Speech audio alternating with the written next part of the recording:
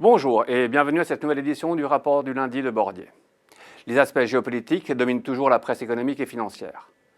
La visite de Donald Trump à Xi Jinping à Pékin n'a pas porté de grandes nouveautés, ni sur le plan économique, ni sur la situation au Moyen-Orient. La trêve militaire se prolonge en Iran, mais les passages au travers du détroit d'Ormuz se font toujours au compte-gouttes, ce qui maintient les prix de l'énergie à un niveau très élevé. Comme nous l'avons régulièrement mentionné ici, le canal de transmission de cette crise à l'économie mondiale passe par la hausse des prix, à savoir l'inflation. Aux États-Unis, cela se traduit par une accélération de la croissance des prix à la consommation à 3,8% sur un an. On retrouve d'ailleurs cette hausse des prix sur l'ensemble de la chaîne de production. En effet, en variation annuelle, les prix à la production sont en hausse de 6%, ceux à l'importation de 4,2% et ceux à l'exportation de 8,8%. La généralisation des hausses des prix ne pourra s'arrêter qu'avec une accalmie durable sur les cours du pétrole. Malgré ces déceptions, certaines statistiques publiées témoignent d'une certaine résilience de l'activité, en particulier aux États-Unis. Comme on le voit sur le graphique de droite, la production industrielle a rebondi en avril et, illustré ici à gauche, les ventes de détail ont également bien résisté au mois d'avril. La hausse des ventes de détail est cependant à relativiser. À ajuster de l'inflation, la progression des ventes de détail est en fait déjà quasiment nulle. Plus généralement, cette résilience économique est à risque en cas de prolongement de la crise au Moyen-Orient et on se rapproche clairement du moment de vérité. On commence d'ailleurs à voir les marchés des taux d'intérêt s'agiter de plus en plus et bien plus que les marchés des actions. Au cours de la semaine dernière, nous avons assisté à une hausse significative des taux d'intérêt souverains à 10 ans.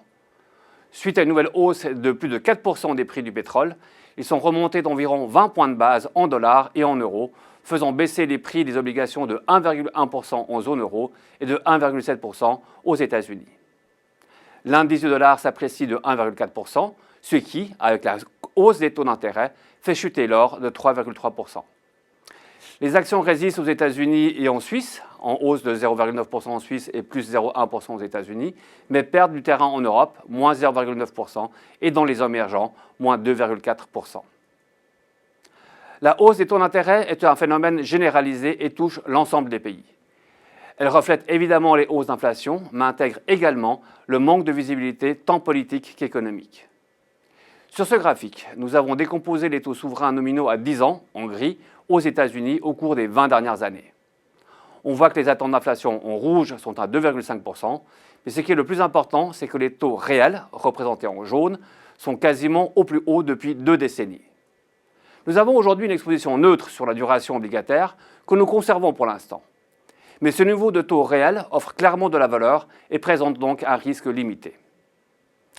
Ce qui est sûr, c'est que cette hausse renchérit également le coût du crédit et que l'économie mondiale aura de plus en plus de peine à absorber à la fois la hausse des coûts de l'énergie et celle du crédit. On se rapproche également du seuil de tolérance pour les actions, dont la valorisation relative devient de plus en plus chère par rapport à celle des obligations. Le nouveau patron de la Fed, Kevin Warsh, arrive donc à un moment particulièrement délicat pour la politique monétaire et ses premières annonces devront être suivies de près.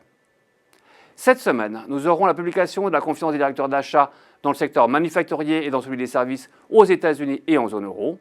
Aux États-Unis, nous aurons également de nombreuses statistiques sur le marché immobilier, avec la confiance des promoteurs, des mises en chantier et des permis de construire. Et en zone euro, nous aurons la publication de la confiance des ménages.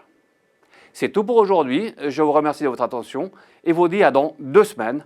Lundi prochain étant un jour férié, pour nous, il n'y aura pas de Monday Report le 25 mai. Bonne semaine à tous.